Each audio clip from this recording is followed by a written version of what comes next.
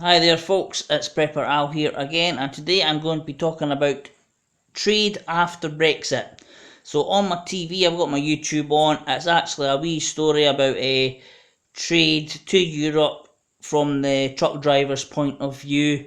He says basically the video is about how life's going to be more difficult transporting goods to Europe and from Europe after Brexit, and it's about the checks in your lorry, not just for migrants but for goods that should be getting delivered, not be getting delivered, and it's quality control and it takes time.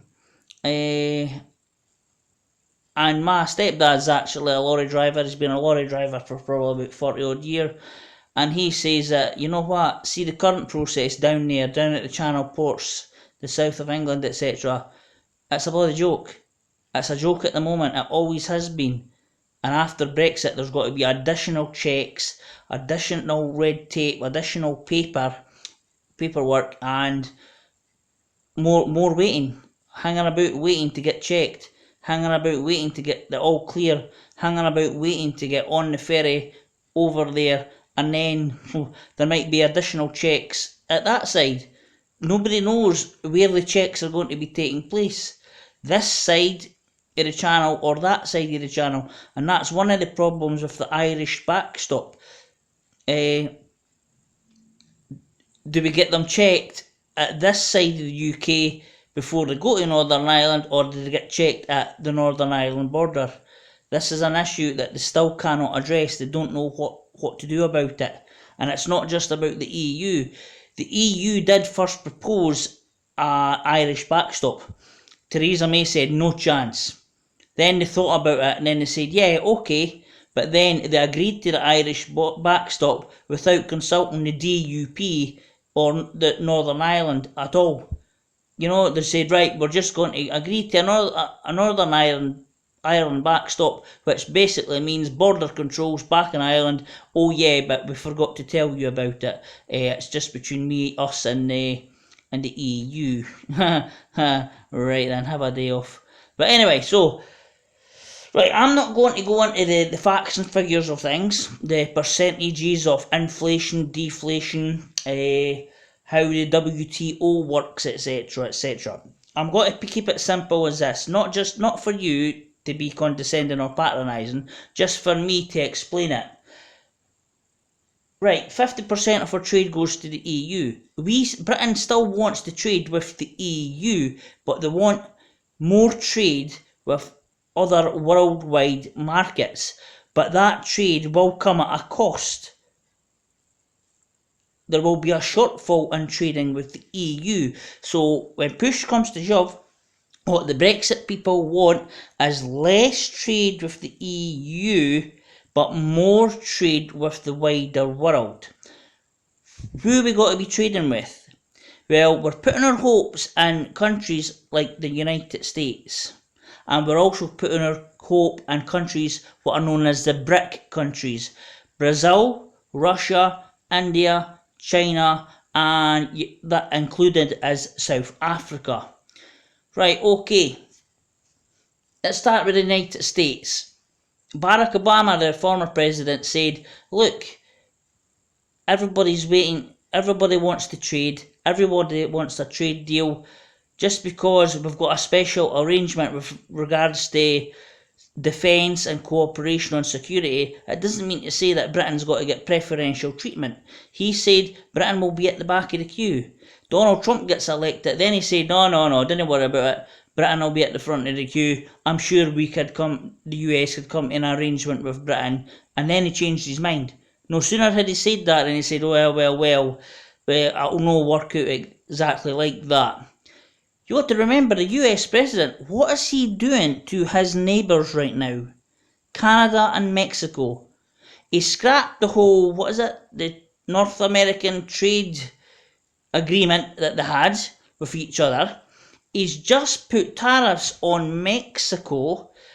There is a sort of wee border conflict with the Canadians now, because at the same time America wants to be exporting, not importing, and that's his neighbours.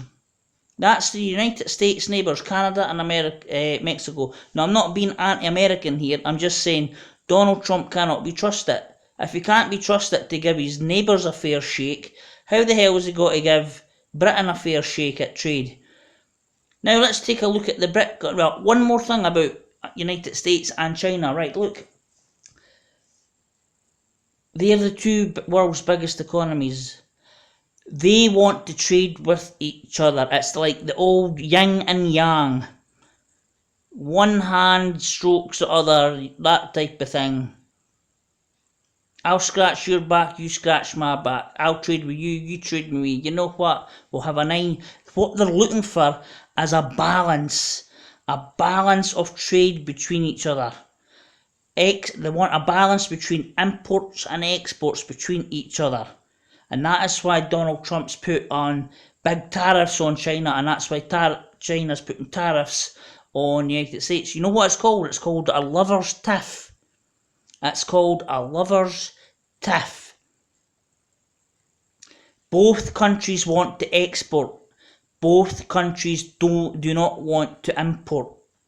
They need to find a new balance. Now, this is the point I'm making about, are we going to be able to get a great trade deal with China and the United States if China and the United States don't want to be importing? They want to be exporting, which means Britain is desperate to sell, but China and the US are not desperate to buy.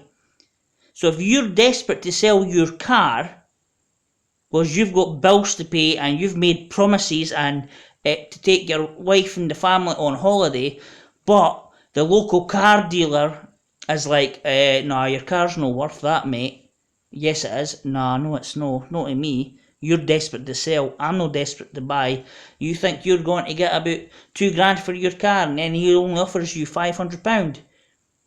Guess what? If you're still desperate to sell and nobody else is making offers to buy, you're going to sell your car for £500 when you thought you were going to get £2,000. That is the position that the Brexit people are putting Britain in for future trade relations with other countries around the world outside the EU. Now let's take a look at the actual BRIC countries now. I've explained China. They are throwing everything in with the United States. They're trying to find a balance. It's a yin and yang, it's a lover's tiff. They know they want to trade with each other. The rest of the world is like the rest of the world, whatever. Now let's take a look at Brazil. Brazil, the Amazon basin, South America is in an economic recession now. Look at Venezuela, Guatemala, Argentina has been in a recession for almost 10-15 years now. Brazil is a very huge poverty-stricken country, and the only way it can even attempt to make any money is deforestation of the rainforest and then making huge tracts of land for soybeans and whatever. But guess what? The soil in the Amazon basin isn't good for growing crops year in, year out.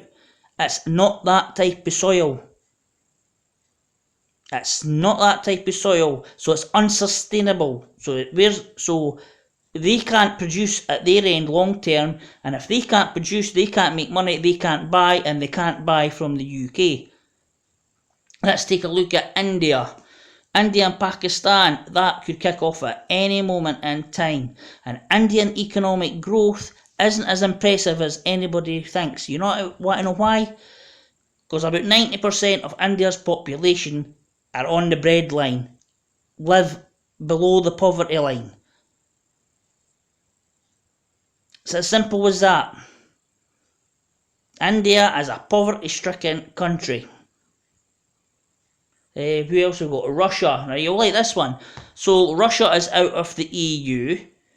So how the hell are we going to trade with Russia when after the Novichok scandal, Britain has been pushing the US and the EU to put more sanctions and trade barriers on Russia? So that's Brazil as a no-go area. That's not going to be a a growth market for UK exports. Russia is a no-go. India is nonsense.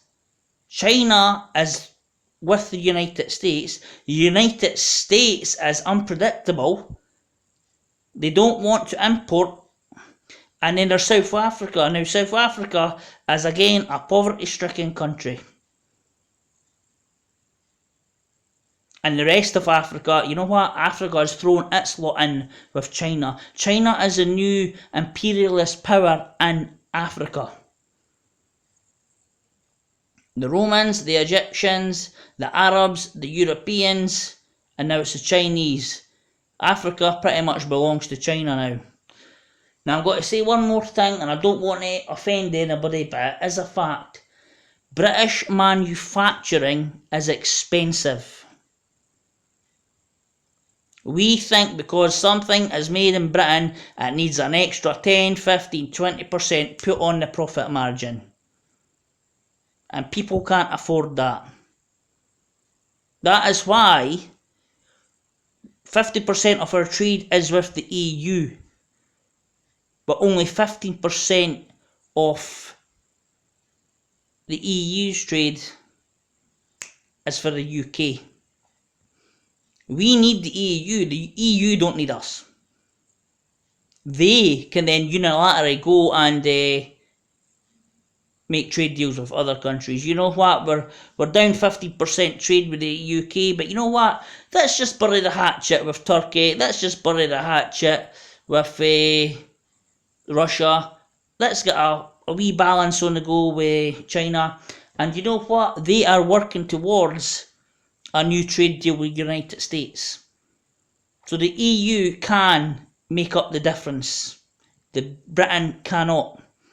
Britain's putting its faith in the rest of the world. The rest of the world is in recession. The rest of the world is poverty stricken and they can't afford to buy British goods.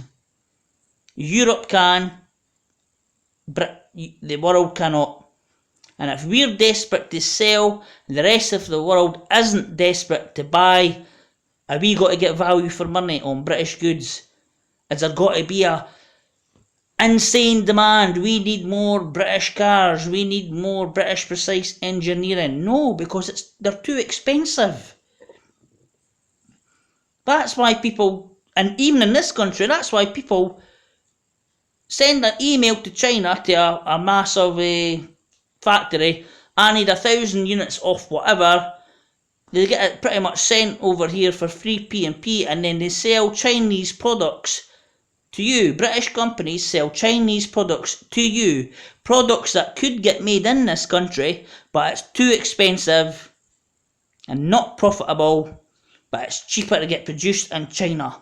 Even including the P&P to get sent all the way over here, down the South China Sea, over the Indian Ocean, up through the Suez Canal, through the Mediterranean, up round the Southern Atlantic, into the English Channel.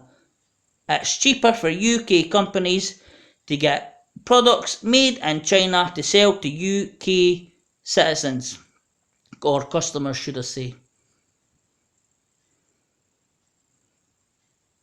Now that is not mentioning any facts, any figures. No statistics, no percentages up, down, WTO trade rules. It's just basic common trade, how trade is working in the world now. The BRIC countries, United States, South America, the EU, the UK. Everybody wants to sell, nobody wants to buy. Or nobody wants to buy from the UK. If people did want to buy for the UK, it would have happened. They can buy from the UK. They can buy from the UK through the EU. This Brexit people are ruining it all. And I'll tell you what, they've got their money in the bag. They're safe. And then they'll blame it on everybody else when it all goes south. Right, that's my take on the world economy and future Brexit trade deals. This is Prepper Al here. Please subscribe, check out my other videos, and thanks for tuning in. Bye bye.